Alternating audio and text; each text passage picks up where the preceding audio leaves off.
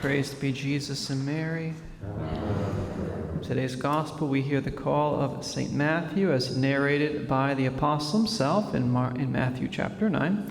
Jesus encounters him at the customs post. He says to Matthew, "Follow me," and Matthew responds by embracing the call, and then he invites Jesus and his disciples to eat and dine with him at his home. It's a beautiful story until the Pharisees arrive on the scene. It seems like that's always the case in the gospel. Things are going well until they show up. The Pharisees perceive that Christ, they perceive him as lax and loose with the law, and they criticize him for eating tax collectors and with tax collectors and sinners. And Jesus' response to them is that he didn't come to call the righteous but sinners, and that they need to go and learn what it means and the importance of meaning for what means to be merciful. They need to go and learn what mercy is, basically. There's an important lesson in this episode to be learned regarding rigidity. If I'm not mistaken, the Holy Father has spoken out a number of times against religious rigidity, and I do think he has a point in what he's saying. As a recovering, religiously rigid person, I understand this problem fairly well. My rigidity came mainly through formation, not really by nature, but anyone who takes their faith seriously can, at times, fall into or struggle with being rigid. It can be similar to the struggle of scrupulosity.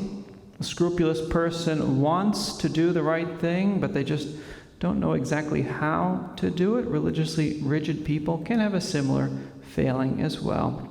And we have to be careful here in the discussion, because some people will accuse us of being rigid, but the reality is that our accusers just aren't religious. That's the reality. Or they're willfully unfaithful to the church's teachings, or they're just completely ignorant and way out in left field. So standing up for the truth of the gospel and for God's commandments is not a de facto sign of being a religiously rigid person or being a religious zealot. We know that there are also secular zealots and crusaders too. So we have to keep that in mind.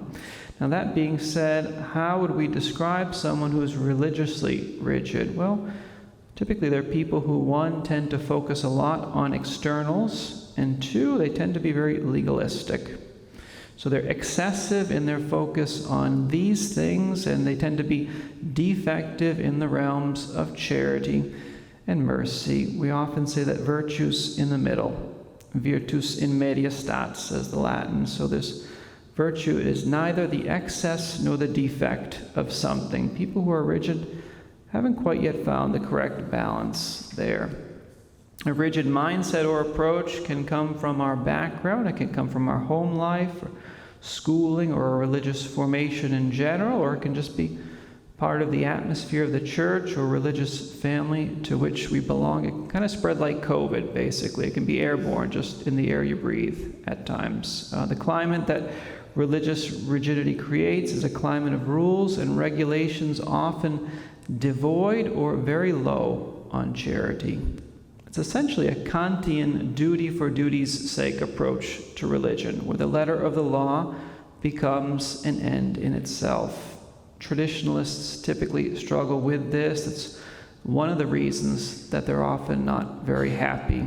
Even Father Ripperger, who himself identifies as a traditionalist, even he says that the traditionalist culture is generally unhappy because it's devoid of charity. Now, does that mean that everyone who's a traditionalist is uncharitable? No, of course not.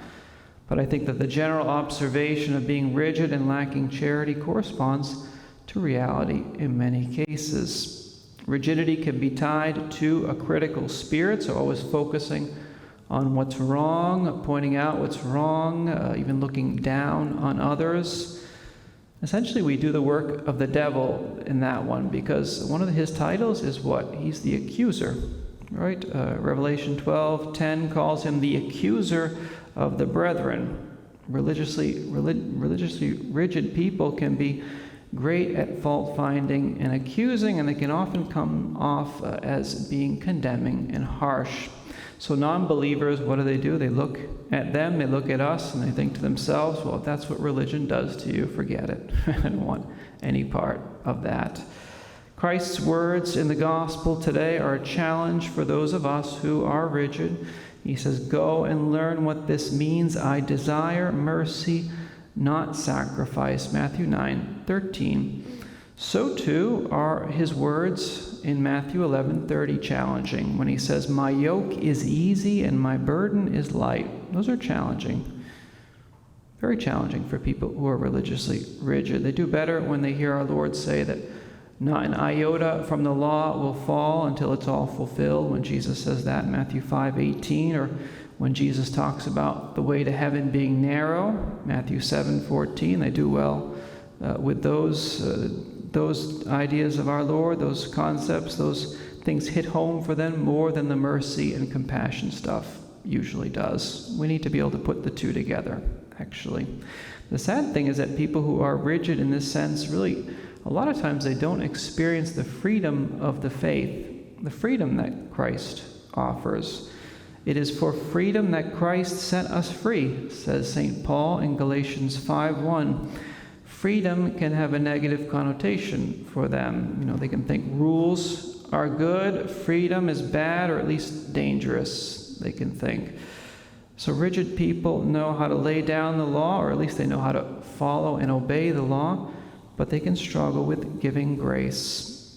The beloved apostle says, "The law came through Moses, grace and truth came through Jesus Christ," John 1:17.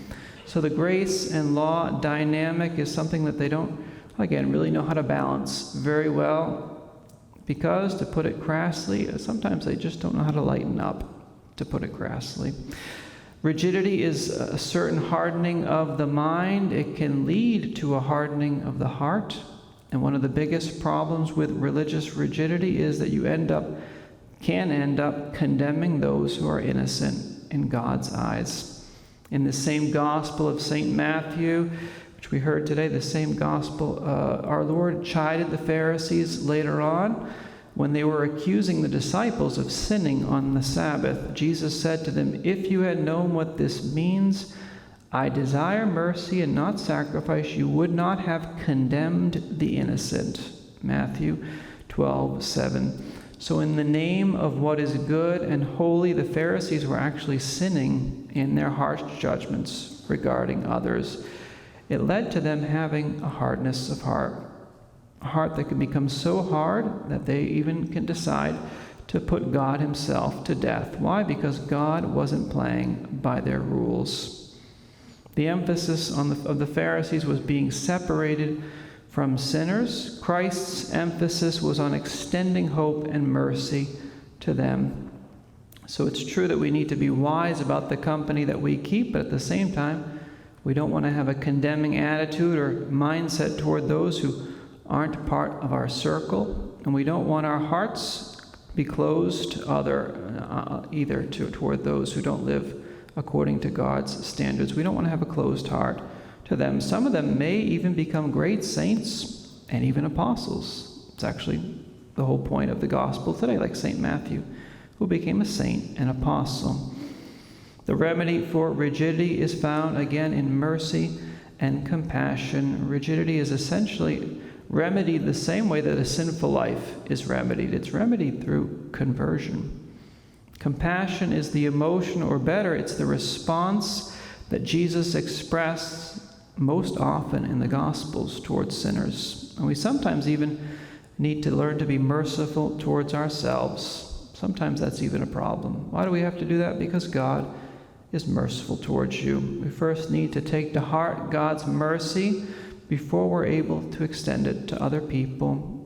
We need to learn that God isn't rigid towards us, so we in turn shouldn't be rigid either. And the saint who's especially a good cure for religious rigidity, who's that? Well, need we say it? We think it's Saint Terrance of Lisieux. Embracing her spirituality, you find the cure for many things that ail us if we have a certain rigidity in our outlook. So today, let's ask Our Lady, our Mother, most merciful, for the grace to have eyes of mercy and a heart of mercy towards others and even towards ourselves if we struggle with being merciful towards ourselves. There's a freedom that comes with being merciful that our Lord wants all of us to experience, and he wants all of us to share with others. Praise be Jesus and Mary. Amen.